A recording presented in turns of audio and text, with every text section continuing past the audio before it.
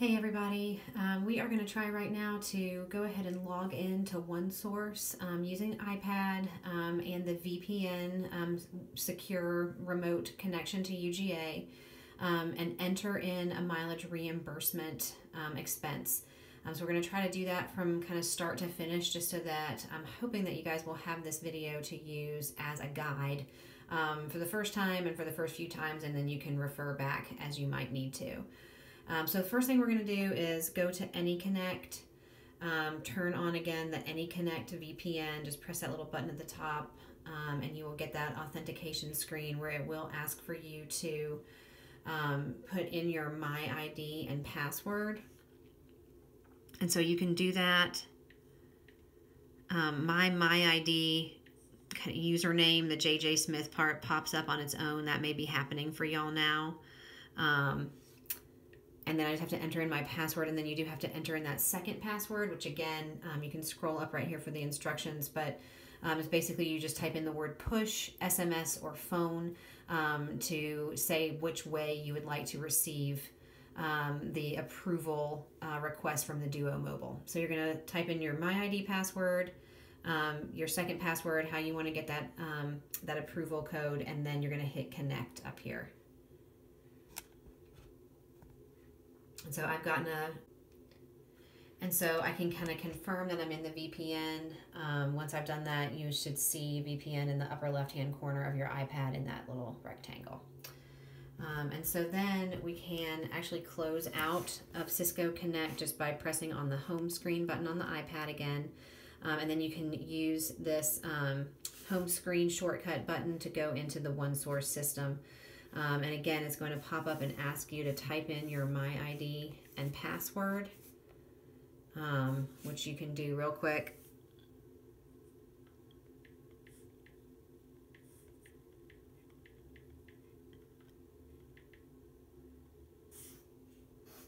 And then again, I'm going to ask it to send me what's called a push, and I'm getting that right.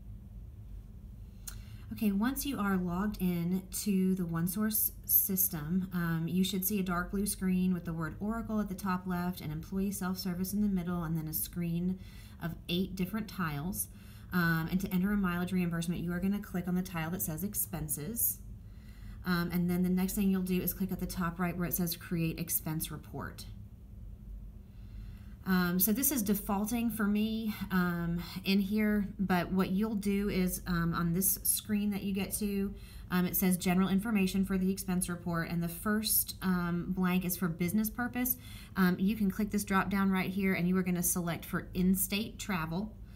And that is going to be true for pretty much everything that you submit. If you travel to South Carolina for one of the visits just outside, like if you go to North Augusta or someplace else that's kind of just over the line into South Carolina, you are still going to select in-state travel for that up to 50 miles within that border. So if you go into South Carolina and it's more than 50 miles into South Carolina, let me know and we'll talk about how to do that one differently. But for the most part, you're going to do in-state travel. And then in description, if you can just type sleep safe mileage reimbursement in there into that blank. The next one down is going to be your travel to location. And the best way that I've found to do this is to go ahead and start typing the word Georgia. And it is going to bring up, let's see if we can scroll up a little bit there. It's going to bring up a list, and you'll see Georgia country, so that's talking about in the country of Georgia, and then you'll start to see Georgia, U.S. And you can select, if you are in Augusta, you're going to select U.S., Georgia, U.S., Richmond, Augusta, if your visit was really in Augusta. And if it was in one of the surrounding areas, some of our visits are taking place in Waynesboro and Rennes. If you're in another spot like that, you can select Georgia, U.S., non-high cost. I'm going to select Richmond, Augusta for this one. Okay, so that brings you to the next screen down, the next blank down, which asks for a reference. Let's see, this is always going to be, you're going to start typing the word grant because this is grant research. You're going to start typing the word grant, and you'll see this little box pop up that says grant research, and that's what you're going to click on there. That's what always goes in that one.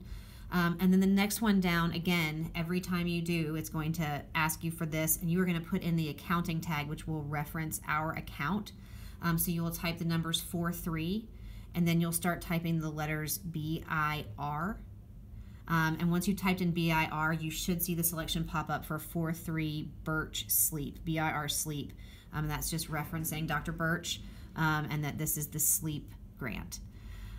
Okay, so we're making good progress. The next thing we're going to click on, you won't have an receipt to attach, so you'll skip over that one. We are going to click on accounting defaults. And most of these are going to pop up, and everything's going to be entered in here for you, but this is a clickable box right here, so I want you to click on that box. You do have to do this each time. And what we're looking for is the blank that says Bud Ref. It's the third blank down right here. It's empty. And you can click on the little magnifying glass there. This is going to give you a selection for what fiscal year budget this is coming from. So we're going to select, we are in fiscal year 19, even though it's still 2018. UGA's fiscal year ends on June 30th and starts on July 1. So as of July 1, we are in fiscal year 19. So if your travel took place in 2019, in July or later, you're going to select 2019 right there. Once you've done that, that's all you have to do on this page. You'll hit continue, and then it'll take you back out one page, and then you'll hit done. That's going to take you back to this first page, and so you're done filling out kind of the first page of general information for this mileage reimbursement, and you can now click at the bottom left, add expense, the green button. Okay, so we're going to click now. It's got new expense on here, and then you're going to type in the date. So you're going to start entering in the information, the details for this mileage reimbursement. So you're going to click in the date that the travel occurred. I'm going to go ahead and enter in the mileage that I drove on the last trip that we made up to Augusta on the 12th. So I'm going to select this July 12th as the date. For expense type, if you click on the magnifying glass, this is showing me the ones that are frequently used for me. So you'll be able to do that after you've done this a couple times. I'm going to hit cancel here just to help you guys type in how I get to the mileage one. This is called D. So you're going to type the letter D, and then you're going to type a dash. There's a bunch of different kinds of domestic travel, basically. But if you type D dash and then start typing the word mileage, it will take you to the mileages, and then you can scroll up on the iPad until you see D dash mileage standard. That's the one you're going to select every time. So description, that's at that point you're going to type in a somewhat detailed description of what the mileage was. So this is a great opportunity for you to put in what the visit was, if it was a 1-week visit or a 3-week visit.